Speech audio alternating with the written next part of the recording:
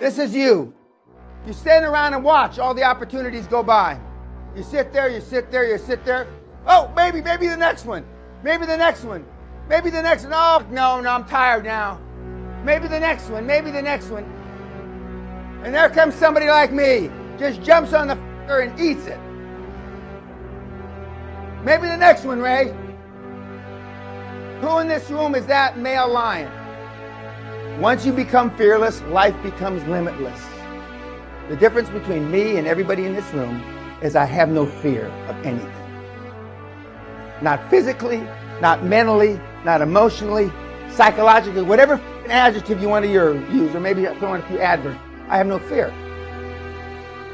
We take too much time procrastinating. We're worried about what other people think. We're trying to fit in. And I can go through a whole litany of bullshit. Now, it's not bullshit because it's not true. Litany of stuff why you are where you are because you just didn't do it. You didn't want to make a mistake.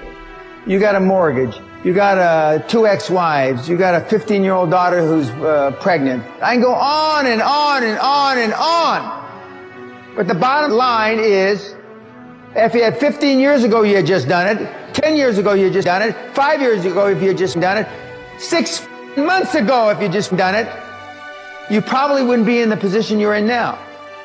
So I'm saying no matter what your age is, it's still time to just go out and do it. You want to take the easy way out because you think life is a journey. How good is the journey? You tell me. Most people in this room and most people listening on YouTube have to come to the realization, as sad as it is, that you have urinated your entire life. Very simple. That's it. If you want to create massive wealth. If you just want to be a happy, slappy housewife from Dundee, or a happy, slappy bimbo from Toronto, or a happy, slappy guy who goes to the Little League games in Mesa, Arizona, then that's okay. But if you want to create some fucking money, and money's not everything. But if you don't think money can buy happiness, you don't know where to shop. If you don't think money can buy happiness, you don't know where to shop. You can get money and then go save the world. You can get money and save the forests in Brazil. You make money and go save global warming. You can, and save the kids in Biafra and all that. But without money, you can't save a thing. Don't you understand? Until you make some shekels. Until you make some coin. You can't help anybody. Make two lists. One list, your goals. Intermediate, short-term, long-term goals, okay? Both in personal and business. Then you put another list together and you say who you met with from Sunday midnight till Saturday midnight for 1 week. Who you talked to or who you met with. Okay.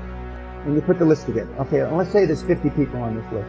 Now, you put a number by every person that you emailed, Skype, tweet, linked, and which one of your goals on this other side of the paper they have anything to do with.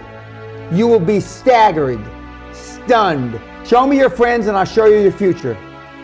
Practice within when you're without. That's one of my 5 credos. Practice being successful. How many people listening to this today practice being successful today? Before I had any money, I used to go to the Rolls Royce dealers and sit in the cars and smell the leather, touch the leather, okay? And these days, this is 40 years ago, I went to $1 million houses, and my wife and I would walk through the house, and they'd say, when are your parents getting here, kids? No, we are the buyers. What does it mean to practice? Okay. Through affirmations, through going to the Rolls Royce dealer, maybe Lamborghini, maybe something else. In my particular case, it was Rolls Royce. And within a year of me going to the Rolls Royce dealer, I had a Rolls. Within 19 months of me dreaming and adding it to my goals, a castle on an island, I owned Guthrie Castle. But I devoted myself to feeling successful. I was wearing suits like this before I could afford them. By the way, Andrew Carnegie, arguably the richest, most successful entrepreneur of all time, he said the best thing that you can have for a child is him to be born into poverty. And I agree. Ted Turner just gave his 75th anniversary party on CNN a few months ago. and he makes a couple of comments, and he says, number one, and I'm not suggesting this for everybody, it's how I lived though. First 10 years of my starting CNN, I slept on my couch. I didn't have an apartment. Bill Gates slept in the office. Steve Jobs slept in the office. And I can go down a whole list. Now these are super successful, mega wealthy guys. I slept in my office. Not everybody's willing to make that sacrifice. I've tried a lot of things. Nobody's failed at more things than I have.